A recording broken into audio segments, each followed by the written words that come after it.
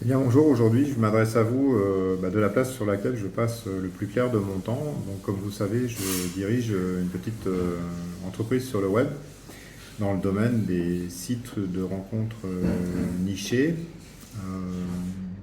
dans la thématique noire, asiatique et russe. Alors pourquoi déjà des sites avec des femmes de ces pays? Déjà parce que moi j'avais eu une expérience avec une femme ukrainienne il y a de ça fort longtemps, 2006 ou 2007.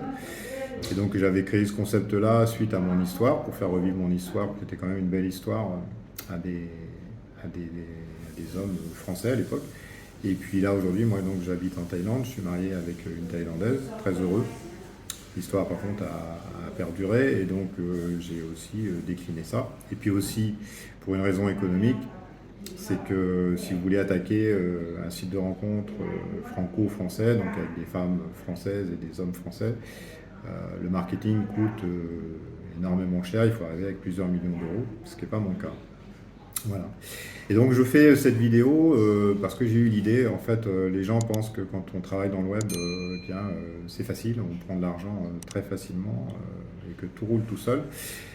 Et donc je voulais vous faire partager un peu la vie d'une petite entreprise dans le web et toutes les embûches, on va dire quasi quotidiennes qui nous arrivent de la part souvent des GAFA.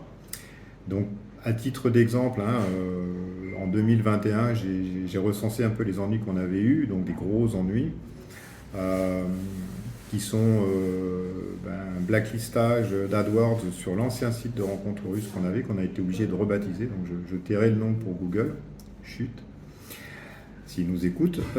Mais on a été obligé de rebaptiser donc, ce site, donc, par Russian Kisses, pour éviter le grand méchant Google qui ne voulait plus de nous en publicité, comme si... Alors, pour information, pour les gens qui sont dedans, ils vont comprendre, quand vous êtes rejeté ou quand vous avez un compte suspendu Google AdWords, généralement, vous ne comprenez pas du tout pourquoi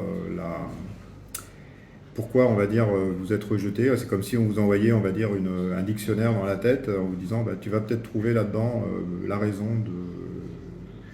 dans notre règlement, on va dire, pourquoi tu ne corresponds pas. Vous avez beau lire ça 10 fois, et vous comprenez toujours pas pourquoi vous n'êtes pas dans les cases.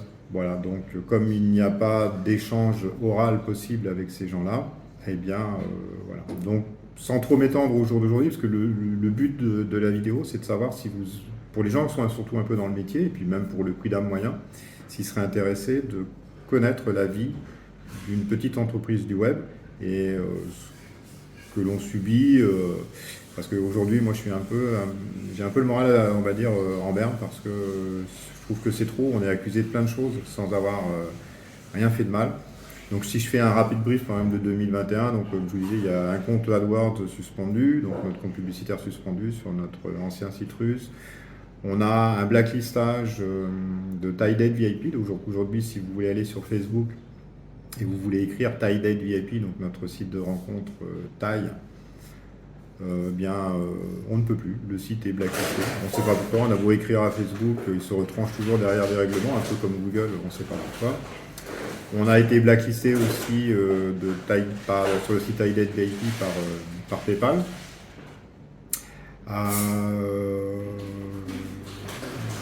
Dernièrement, ma femme a fait un compte AdWords aussi sur la Thaïlande, blacklisté aussi.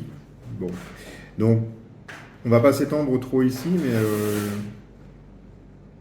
je voulais savoir en fait si l'idée de partager donc nos ennuis, nos injustices, comme je prends ça vraiment comme des injustices, des tourments, on va dire ça comme ça, pourrait vous intéresser pour les gens qui sont dans le web, je vous dis notamment.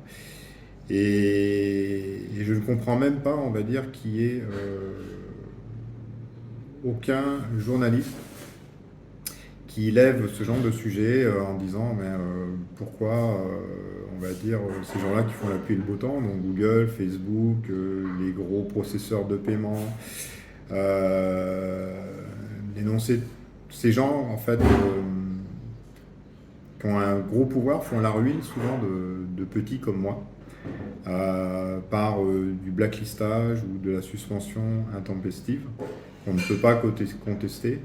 Et donc je ne comprends pas qu'il y ait aucun sujet journalistique qui s'empare de ça en disant, en voyant, en disséquant bien le process, c'est-à-dire vous n'avez rien fait, vous avez par exemple un mail de Google qui vous dit votre compte est rejeté, est suspendu, vous n'avez plus le droit de, et que montrer comment vous arrivez, enfin vous essayez de contester et de voir que cette contestation ne sert à rien puisque vous ne connaissez même pas la cause et que souvent la cause qui est mise en œuvre, enfin qui est mise en avant, pardon, n'est pas réelle.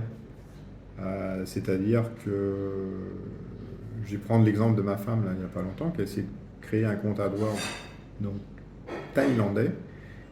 Elle l'a créé de Thaïlande, elle est thaïlandaise, elle est à la Siam Bank, le compte est provisionné et Google lui a dit votre compte est suspendu pour paiement suspect. Et c'est une gentille femme.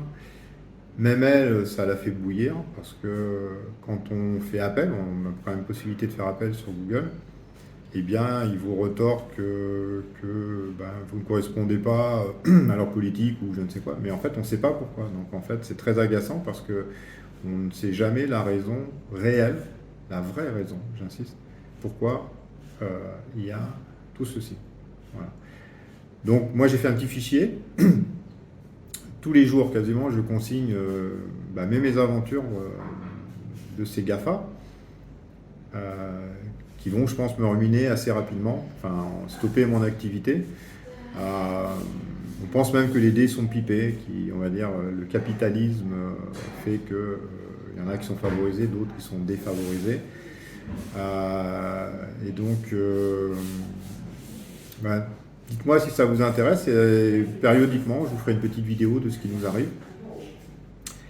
Et je pense que ça sera instructif pour le grand public et même pour les gens qui ont un projet web de voir que c'est pas si facile que ça et qu'on a réellement des embûches quasi quotidiennes. Voilà. Merci pour votre attention et je vous dis peut-être à bientôt. Au revoir.